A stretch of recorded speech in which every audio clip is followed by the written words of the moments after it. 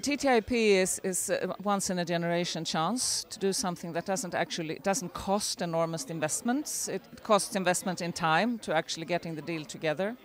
It would be very foolish not to take this chance.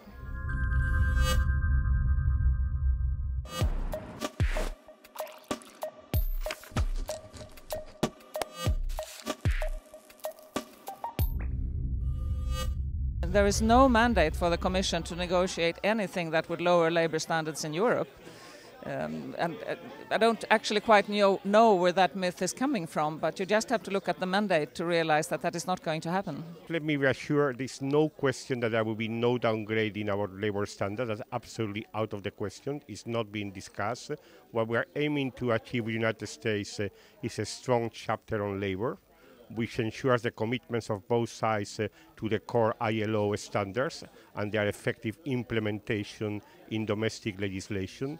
It's a good opportunity to create what I would call a gold standard in terms of labour protection.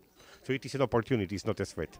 We adopted a resolution in July in Strasbourg. We said very clearly that if we're to accept a TTIP agreement at the end of the negotiations, it has to include binding labour standards. It has to include measures around corporate social responsibility, the responsibilities for investors, not just the benefits for investors, and it has to have a proper dispute settlement system.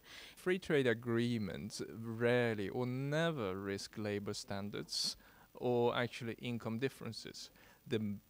Almost all statistics show, even for a country like United States, that the free trade agreements and most liberalization lead to actually better income equality than anything else.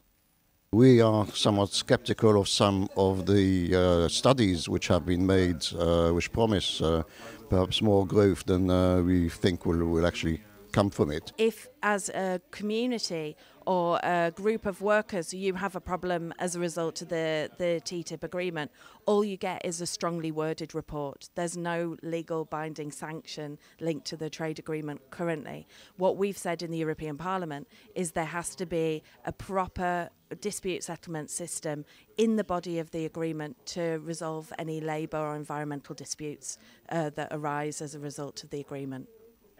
TTIP is highly criticized from a rather of stakeholders, and it's important that we deliver and that we have open a transparent debate and that we also address all the concerns, and creating a good sustainable chapter, for example, sustainability chapter as far as labor standards is concerned, so that labor standards, workers' rights is never considered as a barrier to trade.